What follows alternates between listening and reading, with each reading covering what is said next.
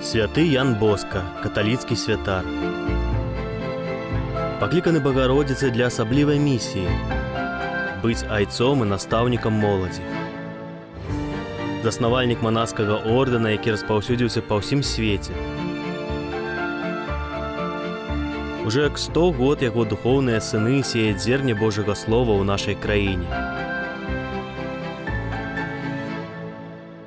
Гэтае зерне, нягледзячы на шматлікія перашкоды, перарасло і выдала багаты плён – плён веры, любові і надзеі.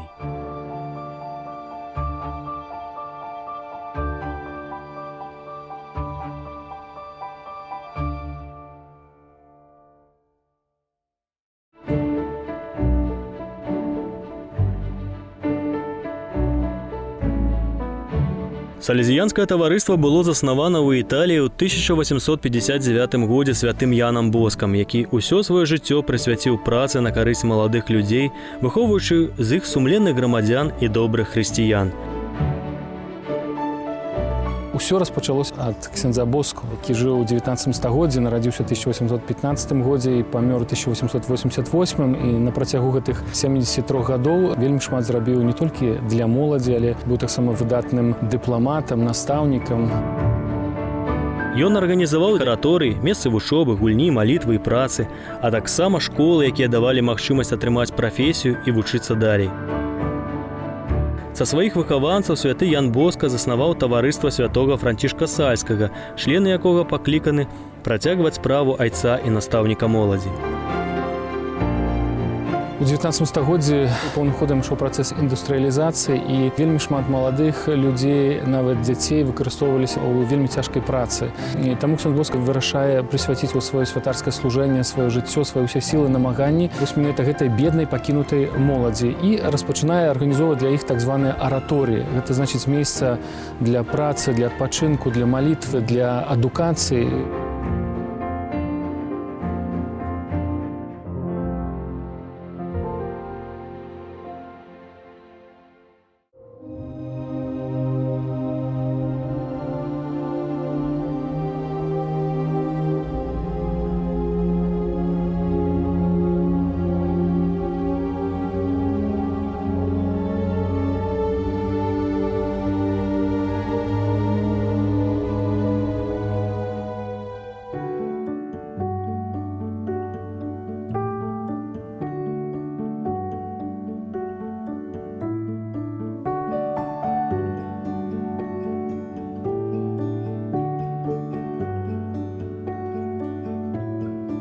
Дварэц – даўнейшае мястэчка ў Навагрудскім ваяводстве. Першы ўспамін пра дварэц датуецца 15 стагоддзя. Апошняя ўладальніца – княгіня Марыя Ева Радзівіл, фундатарка шматлікіх касцёлаў і выхаваўчых цэнтраў. Князёўна Марыя вырашыла перадаць частку маёнтка ў дварцы на дабрачынныя мэты.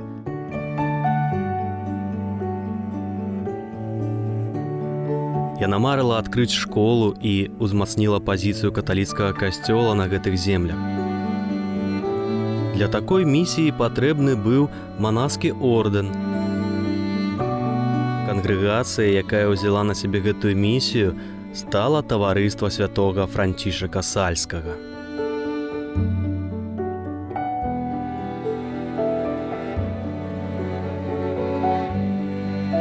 Княгіня Марыя Радзівіл пазнаёмілася з салезіянамі ў Італіі. Ёй вельмі спадабалася салезіянская харызма, накіраваная на ўсебаковае выхаванне маладога чалавека. Калі пачынае будоўлю базілікі Найсвяцейшае сэрца Езуса ў Варшаве, то вырашае перадаць яе менавіта салезіянам. Таксама, калі Марыя Радзівіл вырашае ахвяраваць каталіцкай дабрачыннасці землі на ўсходняй тэрыторыі, у яе не ўзнікае ваганняў, што ўладальнікамі фундацыі будуць менавіта духоўныя сыны святога Яна Боску. Пасля таго, як настаяцель польскіх салезіянаў ксёндз-інспектар Пётр Цірона зацвердзіў новую пляцоўку, у вёску Дварэц у чэрвені 1921 года накіраваўся ксёндз Людвік Гастыля. Ён пачаў рамантаваць і пераабсталёўваць палац Радзівілаў пад мэты выхаваўчага дома. Разом з сакральным будынкам касцёла ў дварцы салезянам пераходзіць ва ўладанне так называемы дом людовы, у якім салезянцы робяць араторый. Таму можам з упэўненасцю сцвердзіць, што тут знаходзіцца першы салезіянскі араторый у Беларусі. Ужо 21 красавіка 1922 года у салезіянскі прытулак у дварцы прыязджаюць першыя хлопцы. Юнакамі, якімі заапекаваліся салезяне, былі дзеці з розных пластаў грамадства. Гэта былі дзеці забітай інтэлігенцыі, таксама дзеці сем'яў вяскоўцаў рэпатрыянтаў, а таксама сіроты з бальшавіцкіх прытулкаў. Узнікла вострая патрэба ў павелічэнні выхаваўчых кадраў, асабліва салезіянаў. У 1927 годзе таварыства святога Францішка Сальскага атрымала ва ўласнасць дом у дварцы, а манаскія ўлады зарэгістравалі манаскі дом пад тытулам святога Юзафа. Менавіта на гэтым месцы калісьці і стаяў палац, падараваны Марыяй Радзівіл салезіянам, які пазней стаў манаскім домам імя святога Юзафа, а таксама школай, у якой вучыліся выхаванцы салезіянаў. На жаль, будынак школы быў знішчаны. І сёння на гэтым месцы, дзе стаяў калісьці дом святога Юзафа, салезіянскі дом і манаская супольнасць, знаходзіцца машынны двор, дварэц Ахра.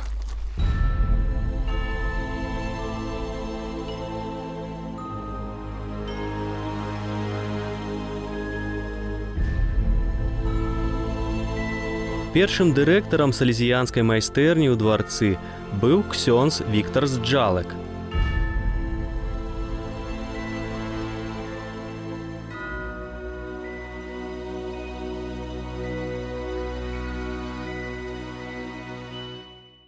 Другой пляцоўкай ордэна на ўсходзе стаў мала каму вядомы Рэгінаў.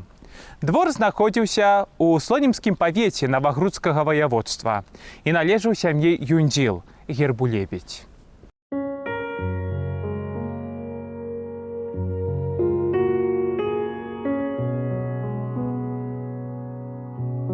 У 1935 годзе апошні ўладальнік фальварка Рэгінаў, Юзаф Балінскі, сын Юзефа Юндзіл, па ўзоры Марыі Радзівіл ахвяраваў частку маёнтка разам з драўляным палацам таварыству святога Францішка Сальскага з мэтай распачаць на гэтых землях выхаваўчую дзейнасць.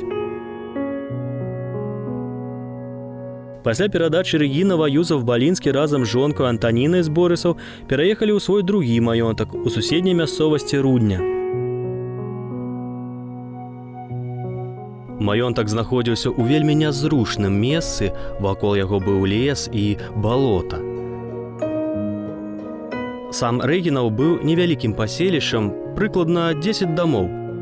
Тут ніколі не было парафіі, аднак ад 1933 года радавая капліца Юндзілаў служыла мясцовым католікам як святыня і была зарэгістравана пад тытулам Найсвяцейшай Панны Марыі, а належала да парафіі ў Навапольнай.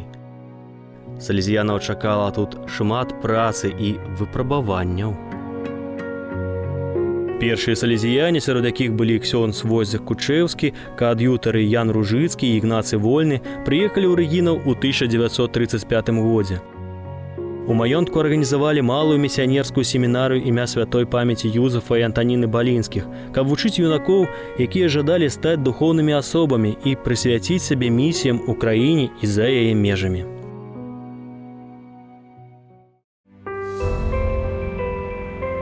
У 1937 годзе падчас кіравання інспектара ксяндза Станіслава Плывачыка генеральны настаяцель таварыства зарэгістраваў новую пляцоўку пад тытулам Марыі ўспамогі хрысціянаў у Рэгінаве. Першым яе дырэктарам стаў ксёндз Кучэўскі.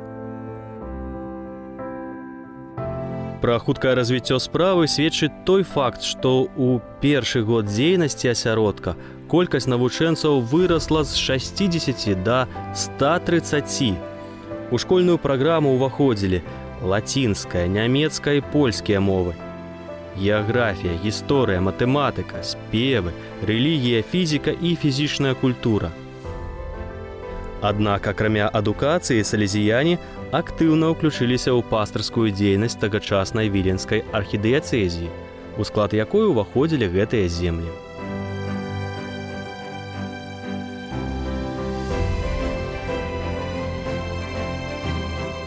Першай святыняй, якую ўзялі пад апеку салезіяне, быў парафіяльны касцёл Божага цела ў дварцы, калысцы салезіянскай харызмы на Беларусі.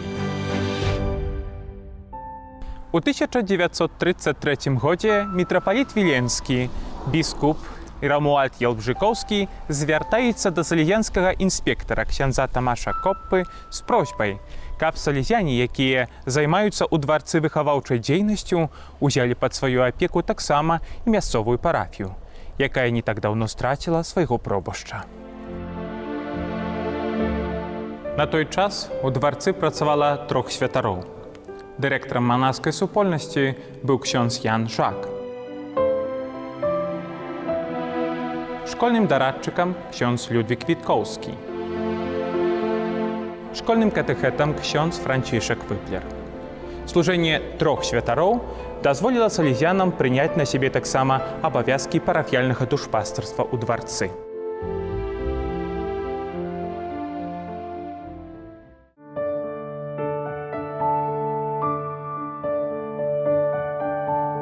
У 1933 годзе да інспектара ксяндза Томаша Копы звярнуўся мітрапаліт віленскі арцыбіскуп Рамуальд Ялбжыкоўскі з просьбаю.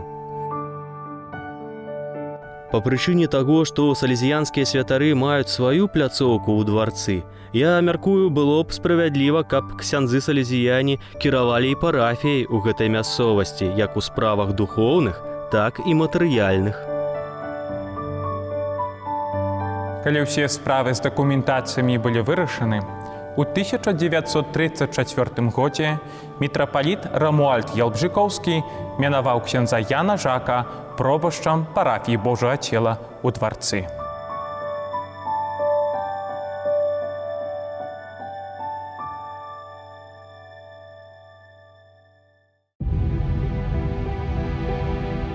У 1935 годзе арцыбіскуп віленскі Рамуальд Ялбжыкоўскі атрымаў ліст ад вернікаў з просьбаю дазволіць заснаванне парафіі ў Рэгінаве. Да таго ж граф Ян Балінскі-Юндзел, уладальнік маёнтка ў Сеняжыцах, скіраваў чарговую просьбу да арцыбіскупа, каб заснаваць салезіянскую парафію, і парушыўся за самадастатковасць пляцоўкі.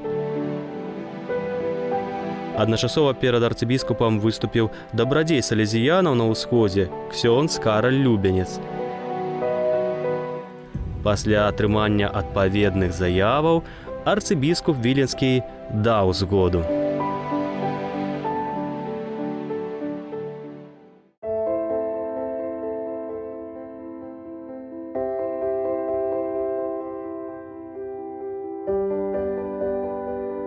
Трэцюю парафію на Беларусі салезіяне засноўваюць у невялікай мясцовасці Курган, якая належала да Навагрудскага ваяводства Лідскага павета гміны Тарнова. Больш за 100 гектараў зямлі з драўляным маёнткам у Кургане былі ўласнасцю Галены і Марыі Жураўскіх.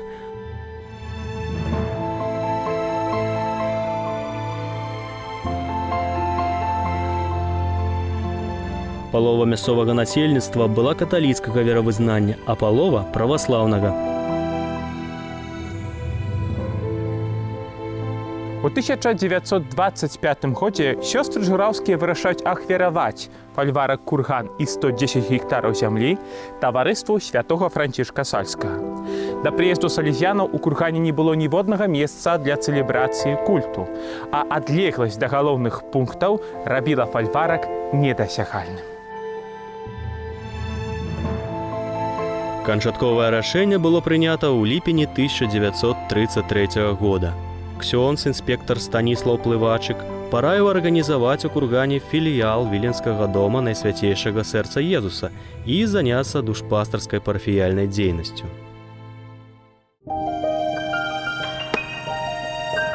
Першым салезіянінам, які ў ліпені 1933 года прыехаў арганізаваць пляцоўку ў Кургане, быў ксёндз Ігнацый Васілеўскі.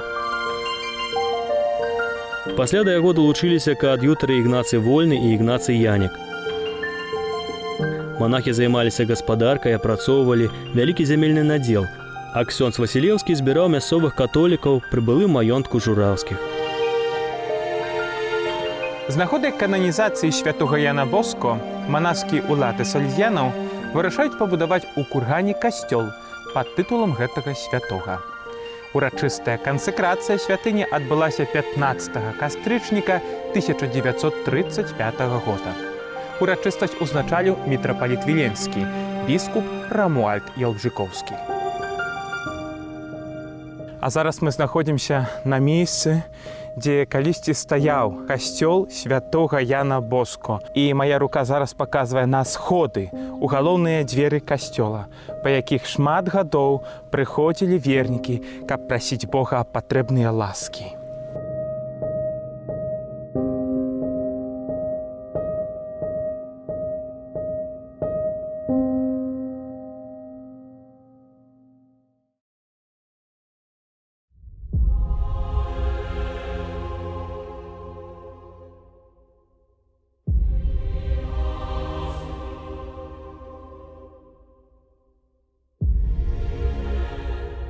Поспех душпастарска-выхаваўчай працы салезіянаў на ўсходніх землях другой Рэчы Паспалітай не быў доўгім.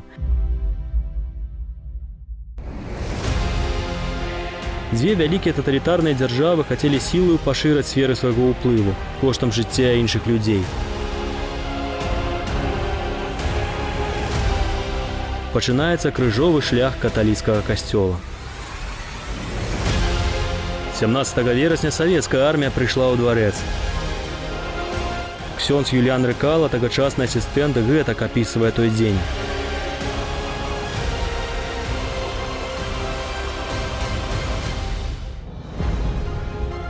У панядзелак апоўдні быў чутны скрыгат савецкіх танкаў, якія набліжаліся. Натоўп людзей, што складваўся пераважна з белых яўрэяў з Беластока і мясцовых камуністаў, кідаецца ў наш сад, зрывае кветкі і абсыпае імі чырвонаармейцаў.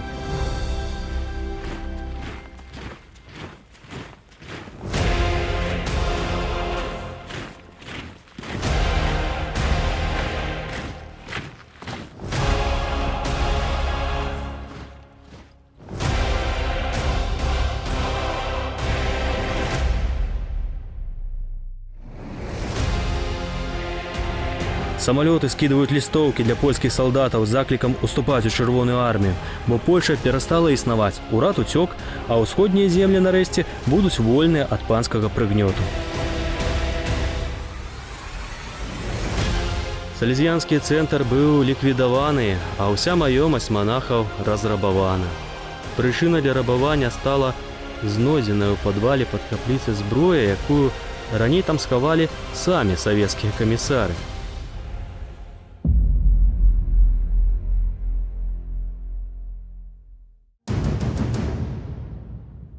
У першы ж дзень новая ўлада ліквідавала хатнюю капліцу святога Юзафа, а асобныя памяшканні анексавала пад патрэбы войска. Манахам загадалі пакінуць дом.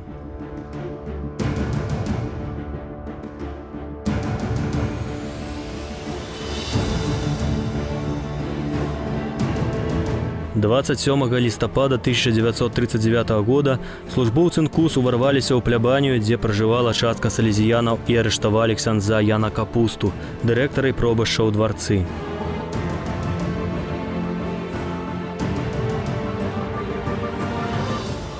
Арышт быў раптоўны, без тлумачэння і абвінавачвання. Святара вывезлі ў турму ў Слонімі, пазней у Мінск, а адтуль у лагер у Карэлафінскую вобласць. Гэтая падзея выклікала ў салезіянаў, якія яшчэ заставаліся ў доме, моцны страх. У вёсцы ўжо хадзілі чуткі, што НКУС вернецца за іншымі манахамі. У выніку большасць сабратоў, баючыся лагераў, пакінула пляцоўку і ўцякла ў Польшу.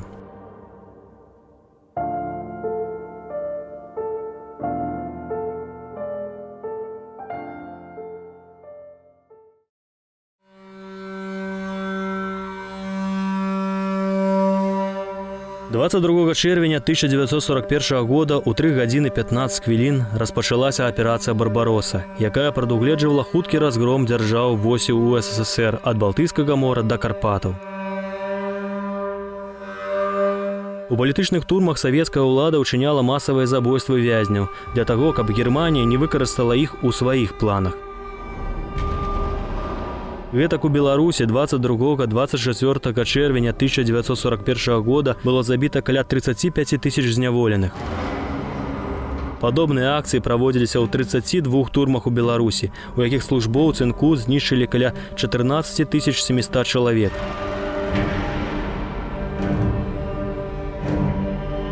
Найбольш масавыя забойствы адбыліся ў Ашмянах, Беразвеччы, Пінску, Старой Вілейцы і Мінску.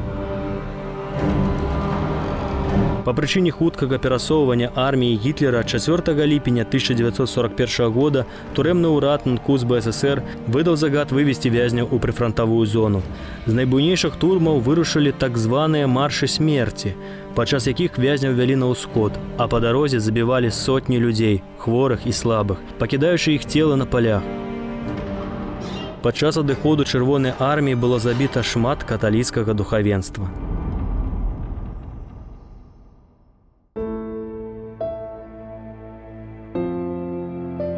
Гітлераўцы вокамгненна закапілі тэрыторыю заходняй Беларусі. Ва ўсходнюю частку фашысты ўвайшлі крыху пазней.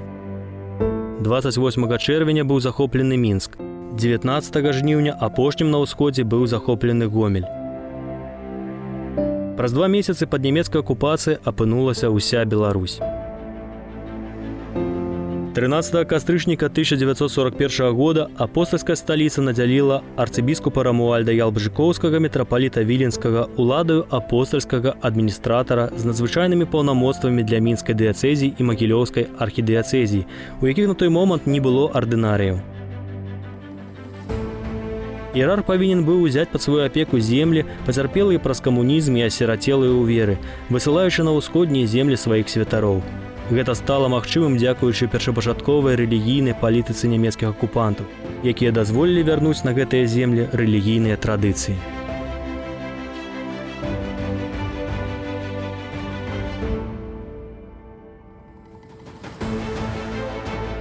Новая ўлада дазволіла адчыніць для рэлігійнага культу многія касцёлы, якія раней зачынілі камуністы. Над усходняй Беларусю зноў загучалі касцёльныя званы, якія ўжо гадамі маўчалі на гэтых землях.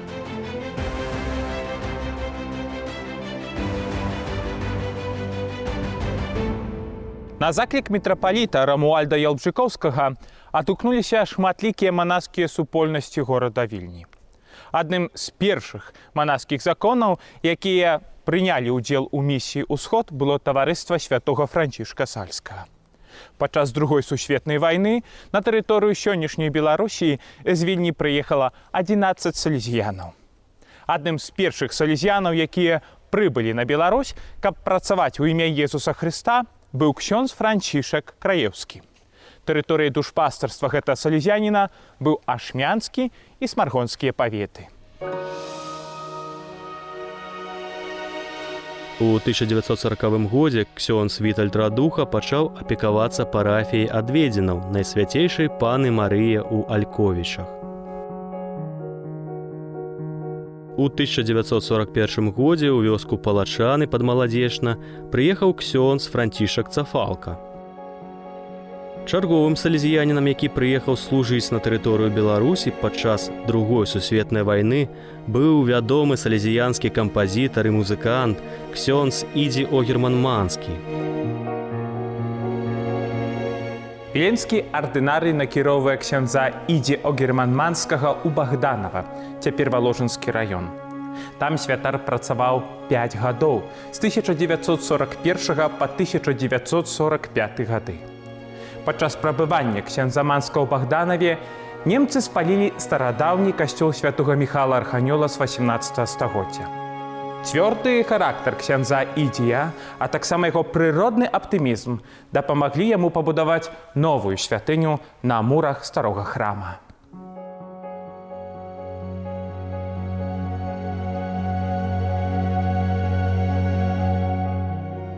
У мясцовага насельніцтва не было грошай, таму ксёндз увёў харчовы падатак на касцёл.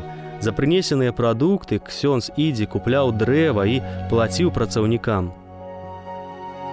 У хуткім часе на фундаменце былога касцёла паўстала новая драўляная святыня. На жаль, тая святыня была знішчана падчас савецкага панавання. І сёння на старадаўнім месцы ў Богданова узвышаецца ўжо новы храм.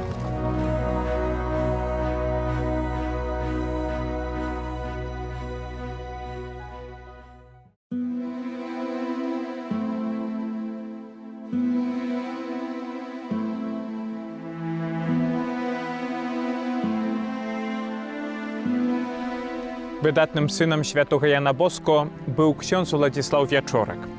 Ён вырашыў вярнуцца працаваць на ўсходняй тэрыторыі Беларусі, на якіх ён працаваў да прыходу бальшавіцкай улады у якасці школьнага дарадчыка ў салезіянскай школе ў Дварцы. Мітрапаліт Ялбжыкоўскі напраўляе яго на паўночны ўсход краіны, у вёску Параф'янава, надвіленскага дэканата сённяшняй Віцебскай вобласці. Аднак ужо ў канцы 1940 года ксёндз Уладзіслаў Вячорак апынуўся пад хатнім арыштам з забаронай выконваць святарскую паслугу. У гэты перыяд пробашу дапамагаў малады клерык акаліт Браніслаў Хаданёнак. Праз тое, што ксяндзу Вячораку было забаронена цэлебраваць сакраменты ў Параф'янаве, ксёндз Антоній Зянкевіч, дэкан дэканату Глыбокая, хацеў перавесці яго ў парафію ў небаўшэсця пана ў Дзеркаўшчыну. Аднак салезіянін не затрымаўся там і вырашыў паехаць у Барысаў. Афіцыйную намінацыю на пробашча ў Барысаве ксёндз Уладзіслаў атрымаў 16 кастрычніка 1941 года. Разам з парафіяй у Барысаве ксёндз Уладзіслаў таксама атрымаў паўнамоцтвы на пробашча парафіі ў небаўзяцця Найсвяцейшай Панны Марыі ў Зембені, у былым падамініканскім касцёле.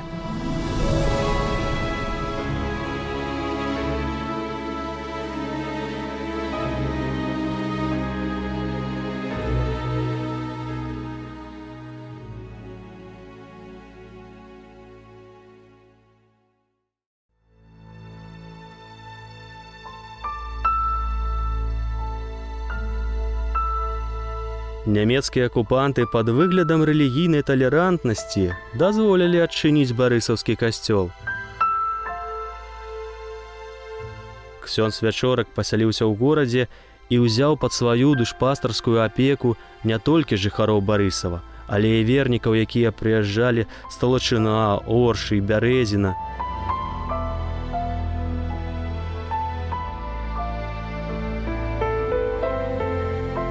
15 кастрычніка 1941 года на дапамогу яму ў Барысаў прыехаў другі салезіянін, каад'ютар Ваўжанец Гладкі.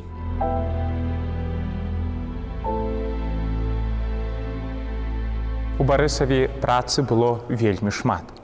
Каад'ютар Ваўжанец Гладкі займаўся катэхізацыяй не толькі дзяцей і моладзі, але над усё дарослых. Ксёндз Уладзіслаў хрысціў, шлюбаваў і спавядаў. Лічбы ахрышчаных, пашлюбаваных, а таксама тых, хто перайшоў у каталіцтва, салезяне старанна запісвалі і перадавалі мітрапаліту Ялбжыкоўскаму. Яшчэ адна місія, якая спала на плечы салезяніна ў Барысаве, гэта было аднаўленне касцёла.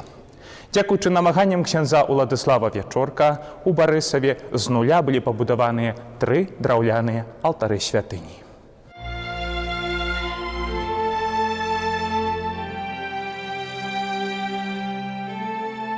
У верасні 1941 года у Беларусь прыехалі 2 новапрэзбітары – Ян Павелец і Ізыдар Марціняк. Ксёндз Ізыдар атрымаў ад арцыбіскупа даручэнне накіравацца ў Далгінава, вілейскага павета. І адтуль вырушыць далей на ўсход, каб асесці ў Мінску. Наступным салезянінам, які прыбывае на Беларусь з Вільні, быў ксёндз Ян Такарскі. Першай пляцоўкай яго душпастарскай працы сталася парафія святога Юзафа у пасёлку Гарадзея, Нясвіжскага павета Пінскай дыяцэзіі. Апошнім салезянінам, які прыбыў з Вільні на тэрыторыю Беларусі, быў ксёндз Казімір Гжэгорчык. Месцам яго працы стала парафія Докшыцы.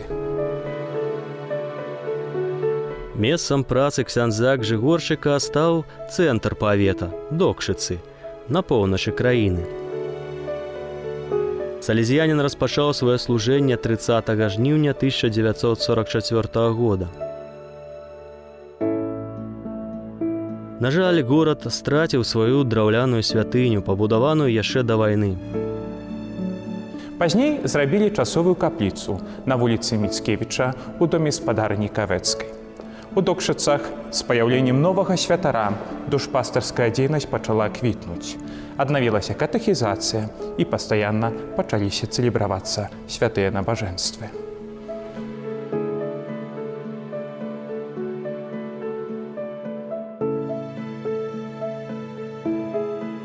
Падчас нямецкай акупацыі салезяне працавалі і ў даўнейшых месцах, дзе квітнела салезіянская харызма – у дварцы, Рэгінаве і Кургане. Салезяне спавядалі, хрысцілі, цэлебравалі святыя імшы. Таксама аднаўлялі пашкоджаныя вайной святыні. Аднак лёгкі павеў рэлігійнай свабоды вельмі хутка змяніўся ў навальніцу каталіцкага пераследу. –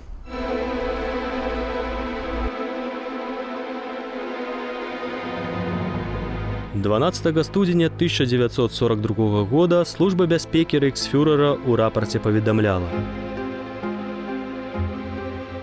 у блізкім супрацоўніцтве з чыста шавіністычным польскім падпольным рухам пад назваю «Усходняя місія» хаваецца наступленне каталіцтва на землі Беларусі. Афіцыйнае кіраўніцтва знаходзіцца ў руках мітрапаліта Віленскага Ялбжыкоўскага, які апраўдвае сваю місіянерскую працу ў Беларусі распараджэннем, выдадзеным папам рымскім і прынятым папскай нунцыятурай у Берліне. Ён ужо выслаў патаемна ў Беларусь шмат польскага каталіцкага духавенства. Верагодна, падчас адраджэння каталіцкага касцёла ў Беларусі яны спрабавалі знішчыць уплывы нацыянальна лаяльных асяроддзяў.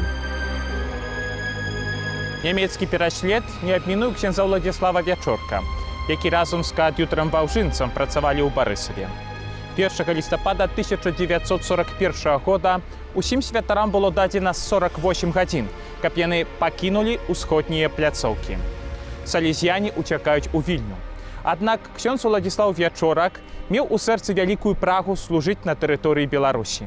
Таму просіць мітрапаліта Ялбжыкоўскага, каб даў яму іншую пляцоўку на гэтай тэрыторыі. Ксёндз Уладзіслаў Вячорак 6 снежня 1941 года вяртаецца ў Парафіянава, дзе і распачынаў сваю святарскую місію на ўсходзе.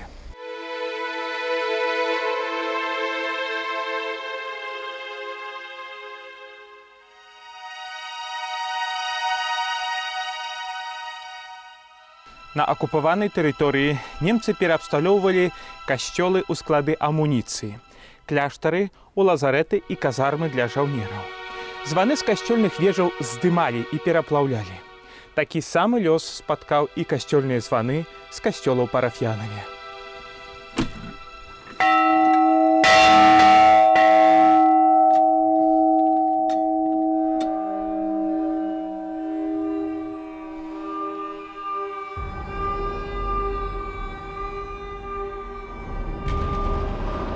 Падчас канфіскацыі ксёндз Уладзіслаў пачаў адважна бараніць уласнасць парафіі. Святар добра ведаў нямецкую мову, таму размаўляў з камендантам. Змаганне за званы скончылася станоўча. Салдаты пакінулі касцёльную тэрыторыю.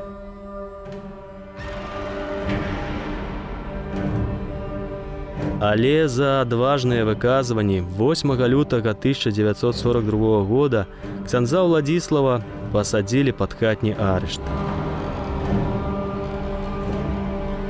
Яму дазволілі толькі цэлебраваць святую імшу прыватна у сябе дома. Падчас хатняга арышту ксёндз Уладзіслаў як святар не мог бяздзейнічаць. Ён пачаў катэхізаваць моладзь на плебаніі. Міма таго, што гэта было забаронена, дзеці і моладзь прыходзілі да яго. Ён вучыў іх праўдам веры. Урэшце рэшт, ён увогуле адважыўся і вырашыў парушыць арышт і прыйсці ў касцёл, каб цэлебраваць Еўхарыстыю тут, у Доме Божым. За гэта святар паплаціўся сваім жыццём. 29 чэрвеня 1942 года ксяндза Ўладзіслава арыштавалі.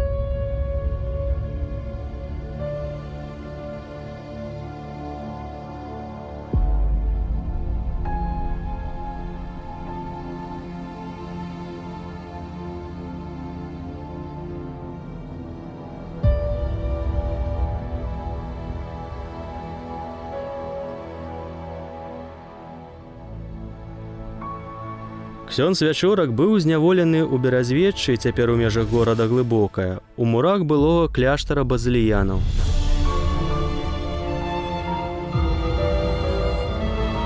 У савецкія часы кляштар быў зачынены і пераабсталяваны пад турму Нкус, у якой трымалі, катавалі і забівалі людзей. Падчас нямецкай акупацыі былы кляштар стаў турмой для ваеннапалонных.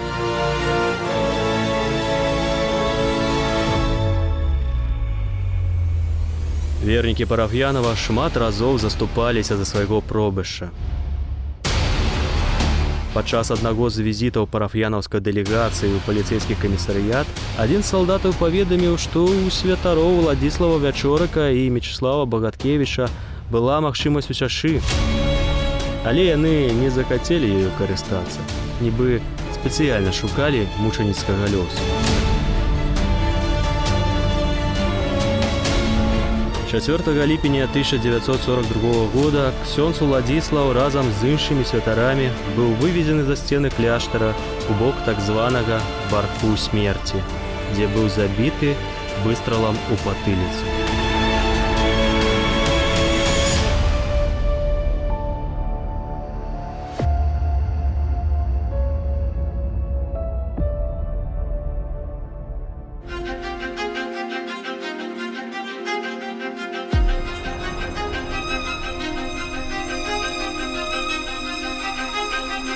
Апошнім салезіянінам мучанікам на землях Беларусі падчас Другой сусветнай вайны быў ксёндз Юзаф Буяр.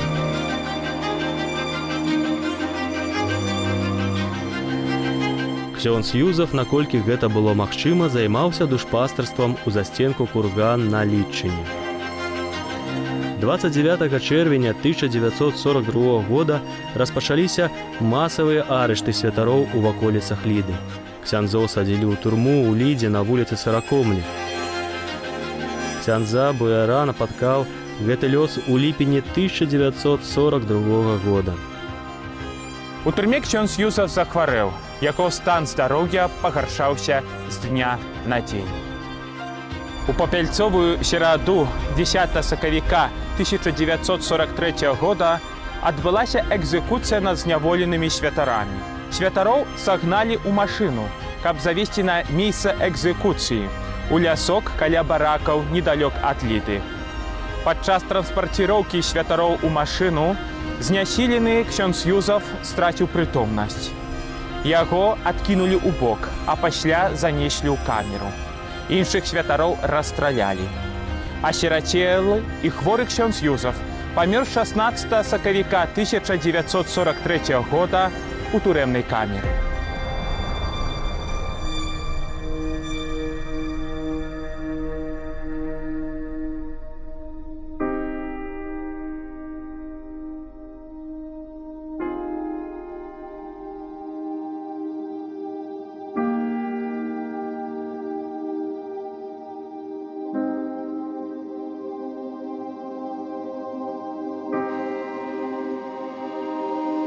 У 1944 годзе сітуацыя на фронте рэзка змянілася. Немцы былі вымушаны адступаць, а так называемыя крэсы ўсходнія зноў апынуліся пад савецкай акупацыяй. Пасля трагічнай смерці ксяндза Юзафа яго месца як душпастара ў кургане заняў ксёндз Францішак Цафалка.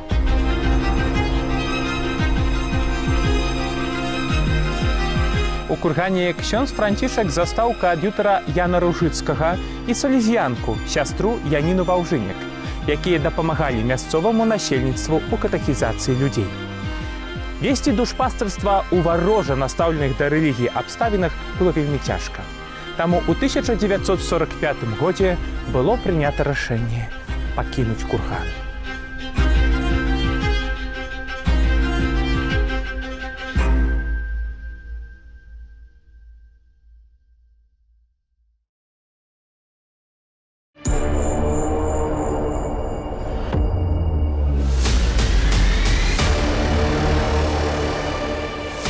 Двадцять 28 ліпеня 1944 года першы беларускі фронт цалкам разграміў гітлераўскую армію ў Брэсце і гэтай перамогай скончыў вызваленне ўсёй Беларусі ад нямецкай акупацыі.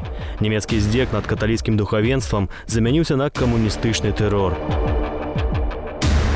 Ад пагрозы пераследу і рэлігійнай дыскрымінацыі ў 1945-1947 годах з БССР выехалі, пераважна ў Польшу, 304 духоўныя асобы.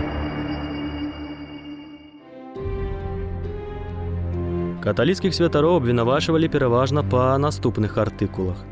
63. Дзеянні, скіраваныя на падрыў або звяржэння савецкай улады. 72. Антысавецкая прапаганда. 74. Дзейнасць супраць рабочага класу і рэвалюцыйнага руху. 76. Іншыя дзеянні, скіраваныя супраць савецкай улады.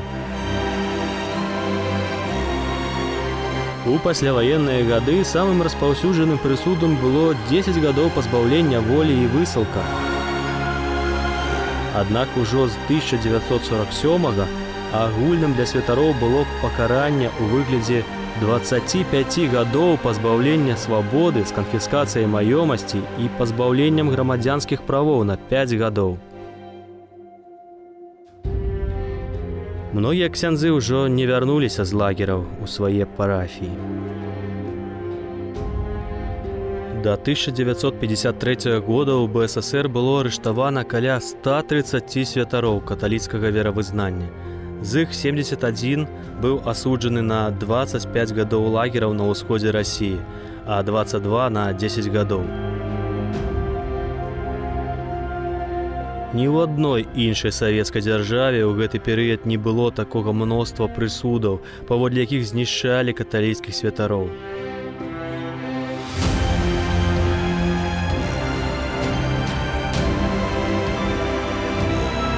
Нідзе ў СССР так часта не выносілі прысуд 25 гадоў пазбаўлення свабоды, як гэта было ў БССР.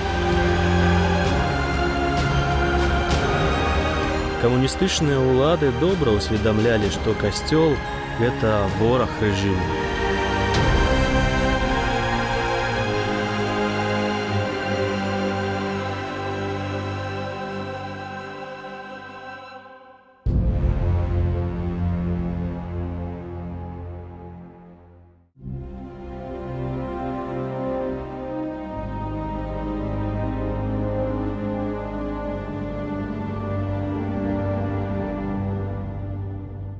У дварцы ўлады толькі і шукалі зачэпкі, каб знішчыць апошняга салезіяніна, ксяндза Людвіга Віткоўскага. Ён меў велізарны мастацкі і музычны талент і зарабляў на жыццё жывапісам на рэлігійныя тэмы. Яго працы і сёння можна ўбачыць у некаторых дамах мясцовых жыхароў. У лістах да інспектара ксёндз Людвік звяртаў увагу на тое, што яму аднаму цяжка ў дварцы. Ён прасіў, каб іншыя сабраты дапамаглі яму. Цяжка хворы салезіянін не дачакаўся дапамогі. 2 лістапада 1952 года ва ўспамін усіх памерлых а 3 гадзіне ўначы ва ўзросце 53 гадоў ксёндз Людвік Віткоўскі адышоў да пана.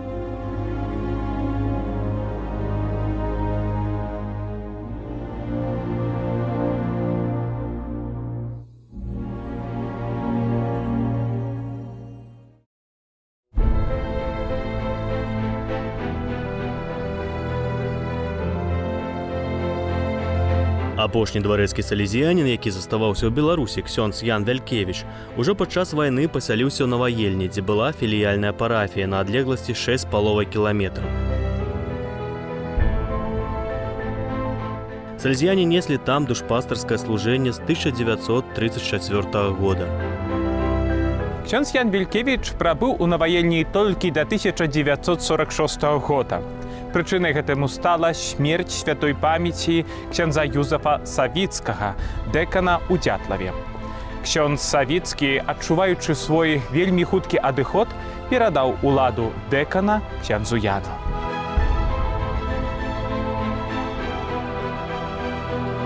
Ксёндз Вялькевіч служыў насельніцтву Дзятлава да самай смерці.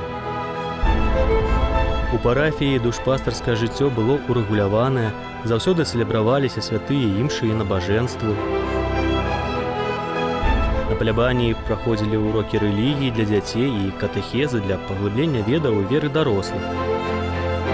Савецкая ўлада назірала за дзейнасцю ў парафіі.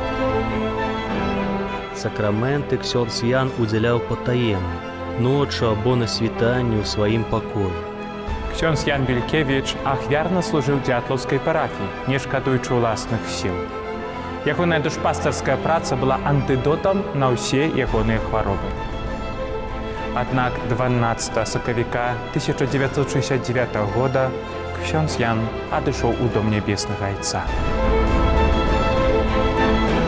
Цела святара пахавалі на парафіяльных могілках каля капліцы.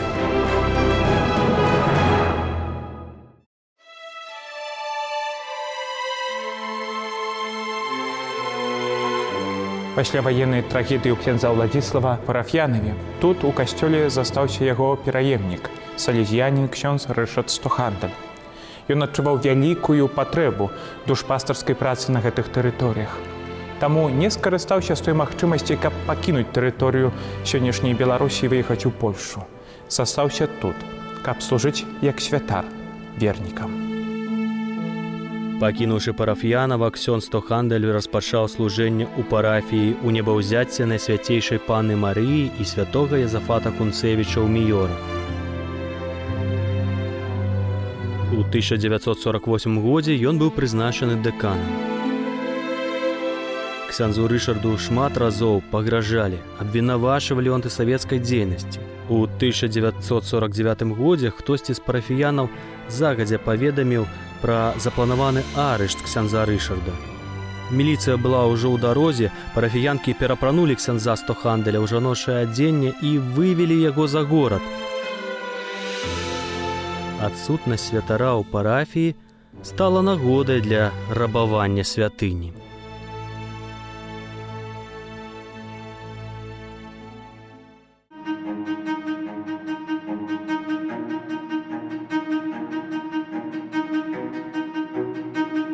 «17 снежня 1945 года ksiądz Казімір Гжегорчык направіўся ў Лэнтупы дэканаць Свінцяны, сёння гэта Пастаўскі раён. Біскуп Ялбжыкоўскі чыніць яго пробашчам парафіі святога Андрэя Апостала. Савецкія ўлады не канфіскавалі мясцовую святыню, аднак была забраная і знішчаная плябанія. Святар жыў да 1947 года ў хатах мясцовых парафіянаў. Пазней была пабудавана новая плябанія, якая стала пэўным душпастарскім цэнтрам. У плябаніі ksiądz Гжегорчык катэхізаваў дзяцей і моладзь.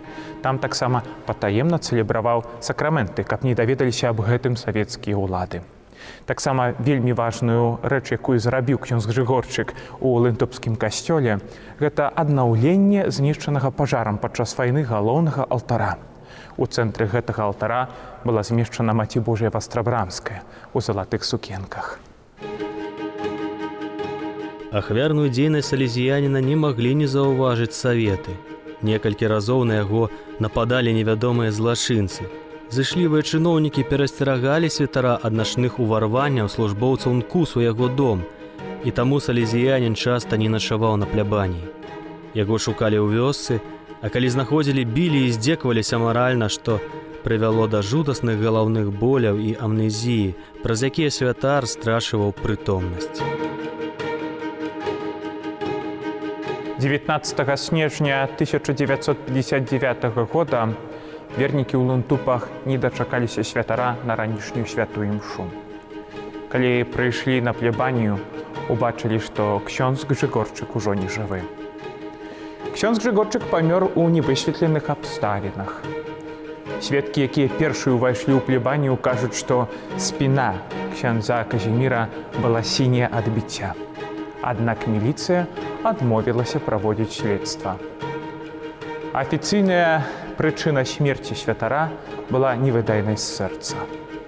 Цела ксяндза Грыгорчыка пахавалі каля Лунтупскага касцёла. Пасля яго ўжо не было святара ў Лунтупах. Найсвяцейшы сакрамент падчас пахавання быў спажыты цалкам. Табарнакулюм застаўся пусты. Касцёл застаўся без святара. Вернікі без Бога.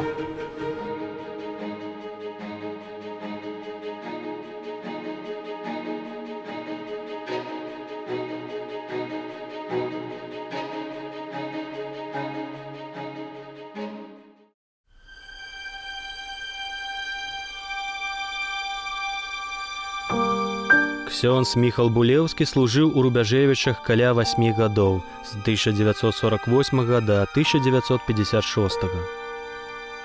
Ён быў добрым народным прапаведнікам, заўсёды пагодным і радасным. Катэхізацыя дзяцей адбывалася ў доме. Прадстаўнікі мясцовай улады не праяўлялі варожасці ў адносінах да святара, заплюшчваючы вочы на катэхезу і прысутнасць дзяцей і моладзі ў касцёле. Адзінай перашкодай у душпастарстве было слабае здароўе ксяндза Булеўскага. Дыябет вельмі ускладніў яго жыццё. Апекавалася хворым святаром яго гаспадыня Марыя Савіцкая, у якой была вельмі сумнеўная рэпутацыя.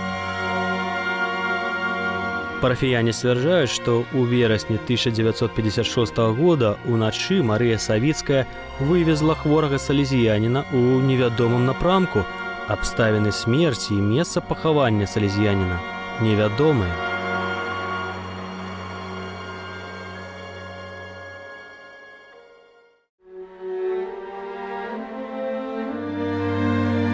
Апошнім салезіянінам, які прыняў удзел у місіі «Усход», быў ксёндз Ян Такарскі.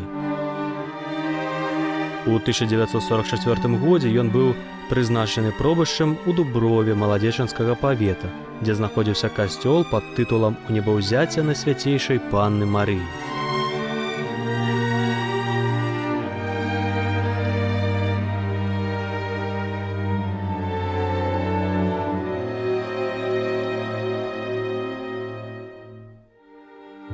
Руплівая праца і клопат празбаўлення душаў у Дуброве неўзабаве абярнуліся для ксяндза Такарскага цяжкім досведам.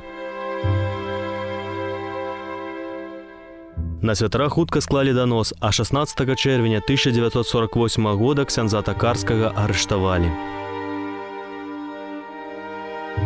Яго асудзілі на 10 гадоў лагераў і пазбаўлення грамадзянскіх правоў на 5 гадоў. Праз 2 гады адбыўся другі суд. На гэты раз салезіяніна асудзілі на 25 гадоў лагераў.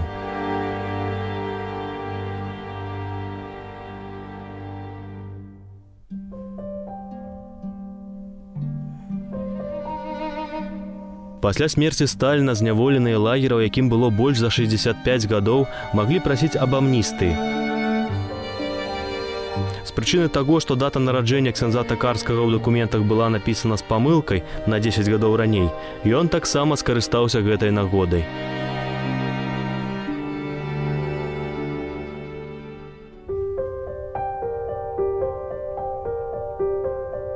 Пасля вяртання ў Дуброву салезіянін быў непрыемна здзіўлены. З 1949 года касцёл не дзейнічаў, будынак святыні быў канфіскаваны і пераабсталяваны ў склад дубровінскага спіртзавода.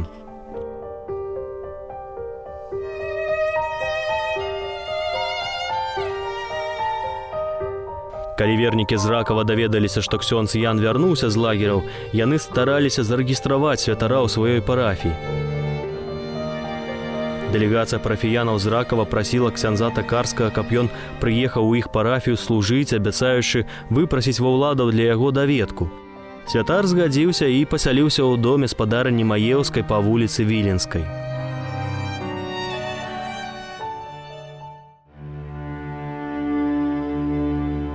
12 красавіка 1961 года савецкі касманаўт Юрый Гагарин стаў першым чалавекам, які паляцеў у космас.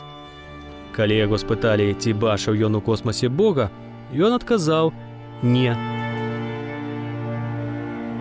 Гэты кароткі дыялог з касманаўтам шырока агучвалі і насмешліва каментавалі ў шматлікіх савецкіх газетах. Ксёндз Ян Такарскі, не выцерпеў здзекаў з рэлігіі, пракаментаваў гэты адказ публічна ў касцёле падчас набажэнства. Для ўладаў гэта была добрая зачэпка, каб пакараць святара. У ліпені 1961 года салезіяніна знялі з рэестра і пазбавілі дазволу ўдзяляць сакраменты ў ракаўскай парафіі. Салезіяніна пазбавілі даведкі на 5 гадоў.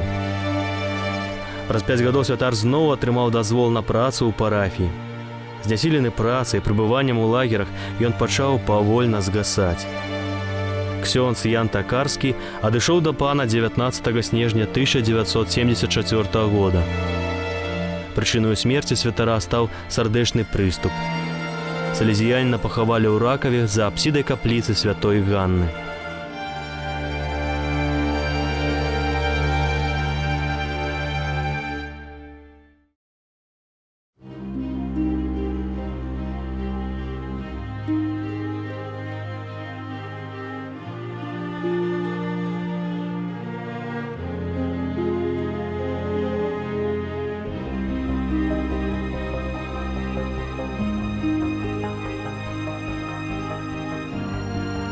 Служэнне салезіянскага ордэна ў Беларусі са смерцю ксяндза Яна Такарскага перарвалася.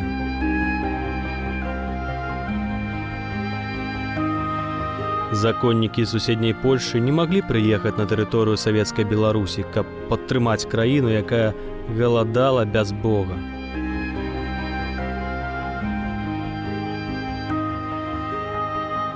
У варожых адносінах да рэлігіі рэчаіснасці патрэбны быў салезіянін з гэтай зямлі, грамадзянін БССР. Бог знайшоў такога чалавека для місіі адраджэння манаскага таварыства на беларускай зямлі і духоўнага жыцця ў цэлым. Ім стаў Юзаф Занеўскі, хлапец з Гродзеншчыны.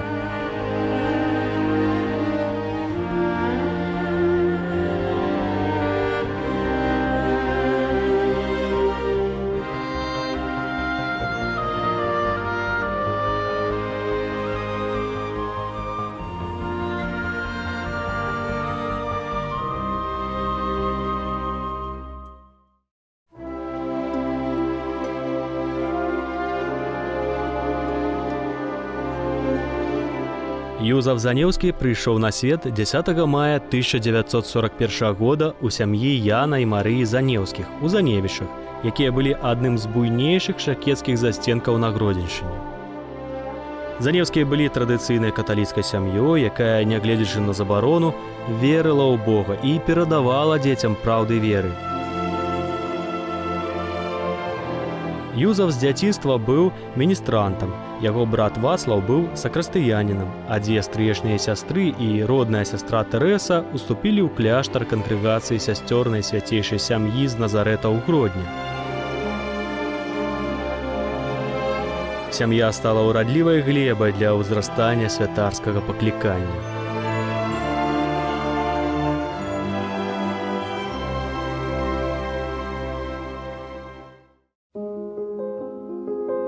У 1950 годзе камуністычная ўлада зачыніла кляштар манашак брыгітак у Гродні, дзе мясцілася супольнасць назарэтанак. Сёстры былі вымушаныя жыць у прыватных дамах і, баючыся арышту, зняць габіты. Сястра Тэрэза ў такой сітуацыі адмовілася ад манаскага жыцця, праз некалькі гадоў выйшла замуж, зацяжарыла і памерла падчас родаў.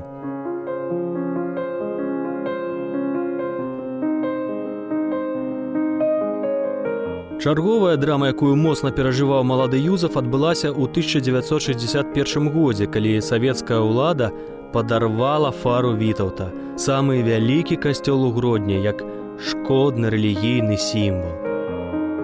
Гэтыя падзеі пакінулі ў душы юнака свой след і упэўнілі яго ў выбары святарскага шляху.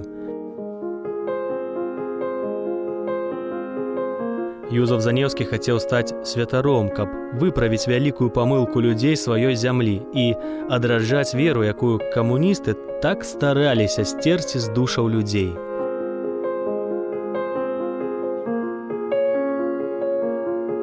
Юзаф Занеўскі скончыў навіцыят 2 жніўня 1965 года. Склаў першыя манаскія абяцанні на 3 гады і застаўся як салезіянін каад'ютар на нейкі час у Чэрвенску, працуючы на гаспадарцы.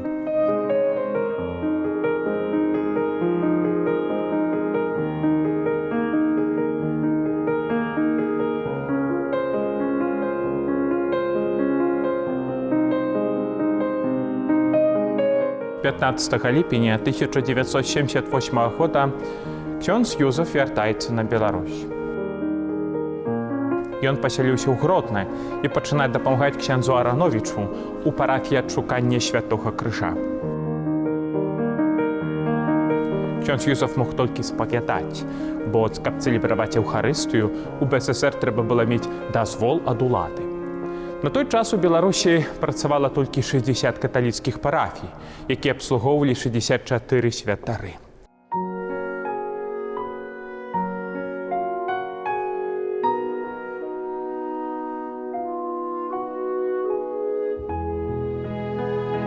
Менавіта тут адбывалася тайная споведь, якую цэлебраваў ксёндз Юзаф Занеўскі.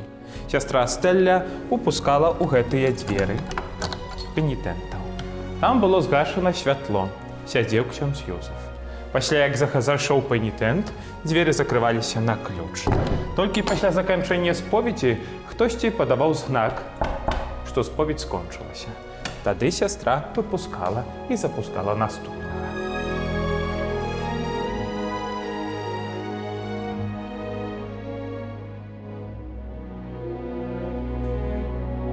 У верасні 1978 года ксёндз Арановіч выехаў у Польшчу на доўгі час. У касцёле застаўся толькі ксёндз Юзаф Занеўскі, які мог толькі ў таямніцы спавядаць. У адну з нядзель у касцёле сабралася вельмі шмат людзей. Ксёндз Юзаф, убачыўшы гэта, вырашыў усё ж такі, міма загадаў не цэлебраваць Еўхарыстыю, учыніць гэта тайна, у бочнай наве, так, каб не было відаць ад галоўнага ўваходу касцёла. Калі распачаў цэлебраваць Еўхарыстыю, то за адной з калонаў убачыў чалавека, які хаваўся. Гэта быў ужо добра вядомы, адказны па рэлігіях Гродзенскай вобласці каламыец. Так канспірацыя ксяндза Юзафа скончылася.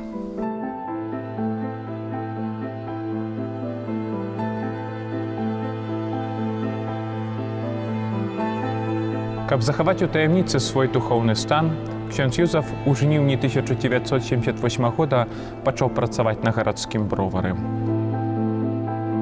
Аднак таямніцу захаваць доўга не ўдалося. Вернікі распазналі святара. Даведалася аб гэтым таксама і КДБ. Супрацоўнікі КДБ пачалі вызываць ксяндза Юзафа на допыты. Падчас аднаго з іх кіраўнік КДБ Урбановіч прапанаваў ксяндзу Юзафу супрацоўніцтва.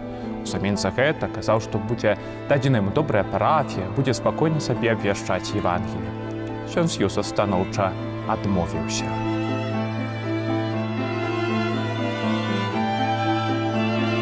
У гэты час памёр пробашч парафіі ў Гервятах Астравецкага павета.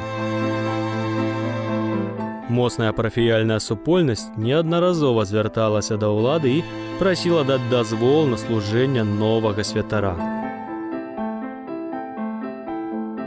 Вялікая частка вернікаў парафіі складалася з літоўцаў, таму пробашч традыцыйна быў таксама літоўскай нацыянальнасці. Улады ні ў якім выпадку не хацелі згаджацца на прыезд святара з Літвы. Расло незадавальненне мясцовых католікаў. Вернікі нават падпісалі петыцыю 2067 подпісаў і разаслалі яе ў розныя дзяржаўныя установы. Каб супакоіць бунт і пазбавіцца ад ксяндза Занеўскага ў Гродні, улады пачынаюць перамовы з дэканам аб пераводзе салезяніна ў Гервяты.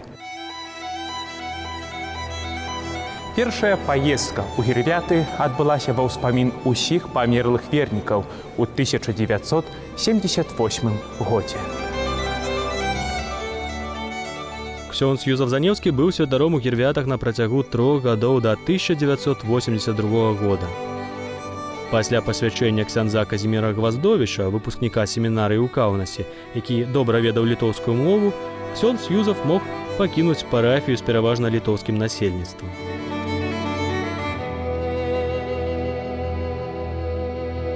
Атрымаць дазвол на працу ў новай парафіі было вельмі складана. Вядомы сярод камуністаў сваёй працай сярод моладзі ксёндз Юзаф Занеўскі быў у чорным спісе.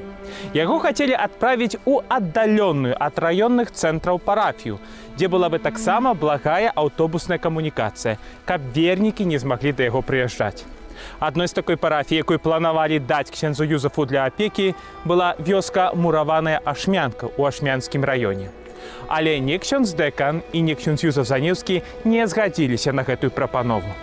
Чакаць на новую парафію прыйшлося амаль 3 месяцы.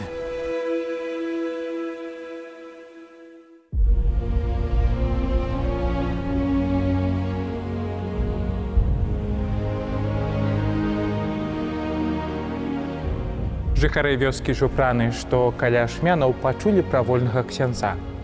Адразу пачалі настойліва прасіць уладу, каб яны прызначылі іх пробашчам ксяндза Юзафа Занеўскага. Дзякуючы намаганням вернікаў жупранаў, урэшце рэшт улада паддалася. І ксёндз Юзаф быў менаваны пробашчам у Жупранах.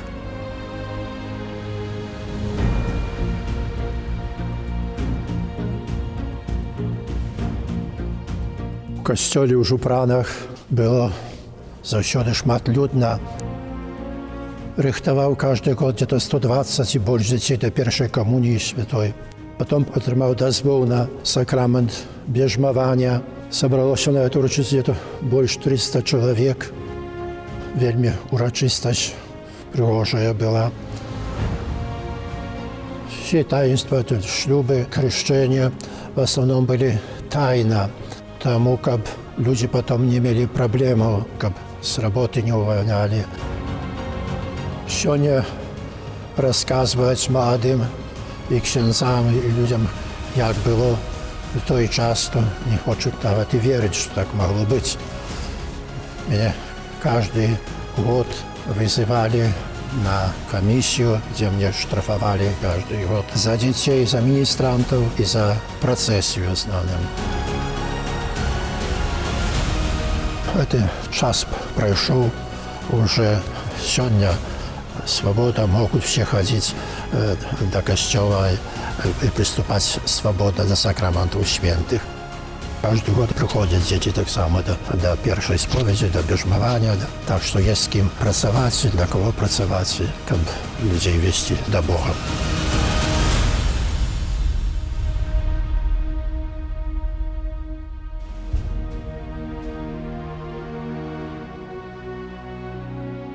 Салезіяне, якія вырашылі застацца ў БССР, нягледзячы на небяспеку для жыцця, дапамаглі захаваць веру ў многіх мясцовасцях, дзе яны ахвярна прапаведавалі Хрыста. Дзякуючы гэтым нешматлікім сынам ксяндза Боска, у той ці іншай мясцовасці многія людзі захавалі ў сваіх сэрцах веру ў Бога.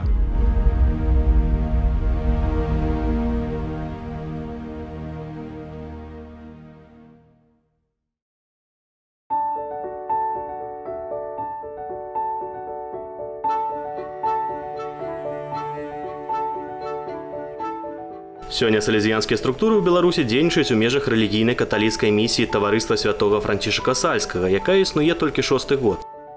Аднак яна знаходзіцца на той тэрыторыі, дзе салезіянская харызма, дзякуючы ахвярнай і адданай службе сабратоў салезіянаў, была ўвесь час жывая і надзвычай дзейсная на працягу апошніх 100 гадоў.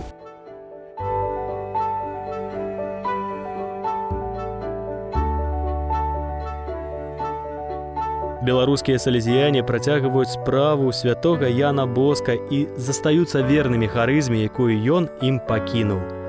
Быць для моладзі знакам Божай любові.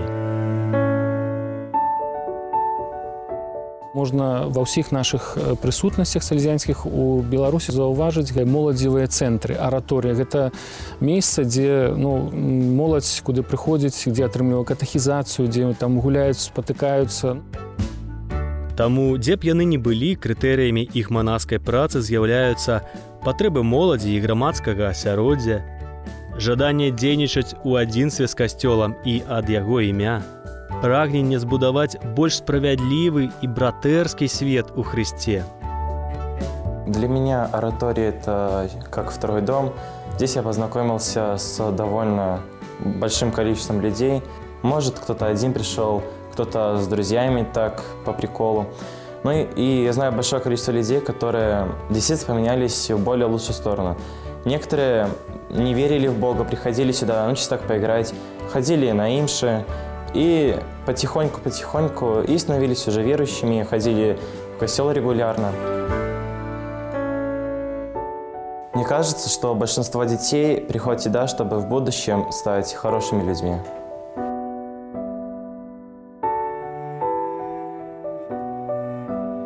Сюды прыходзіць моладзь не толькі католікі. Гэты дом араторыі, дзе мы цяпер знаходзімся, гэта дом адкрыты на кожнага.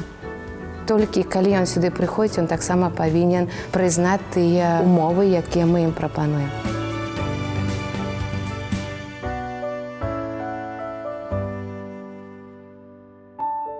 Калі хтосьці з маладых людзей, гледзячы на нас, кажа: «Я хачу таксама ахвяраваць сваё жыццё дзеля моладзі і быць такімі, як яны», гэта для нас таксама сведчанне эфектыўнасці нашага служэння.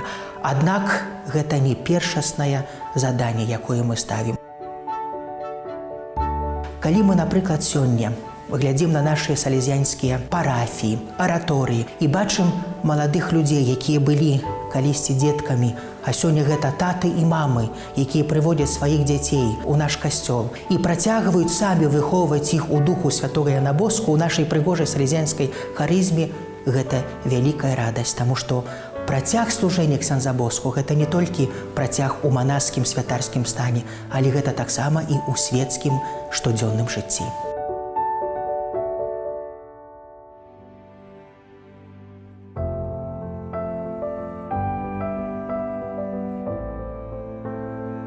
У свеце салезіянаў больш за 15 000.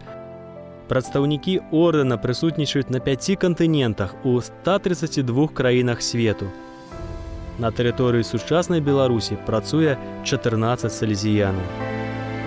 Пасля камунізму это менавіта Смаргонь з 1989 года. Пасля ідзе наша прысутнасць у Мінску, дзе ёсць салезіянская супольнасць, яна таксама дзесьці датуецца 1994 годам. Ну і пасля ўжо ідзе наша прысутнасць тут у Бараўлянах, якая была заснавана як наша салезіянская супольнасць толькі ў 2015 годзе. Таксама законнікі працуюць у Дзятлаве, Жупранах і Раўбічах. На землях Беларусі змянялася ўлада, палітычныя погляды, гаспадары. Аднак праз стагоддзя нязменнай і жывой была прысутнасць асобы ксяндза Яна Боска ў сваіх сынах, салезіянах, людзях, ахопленых надзеяй.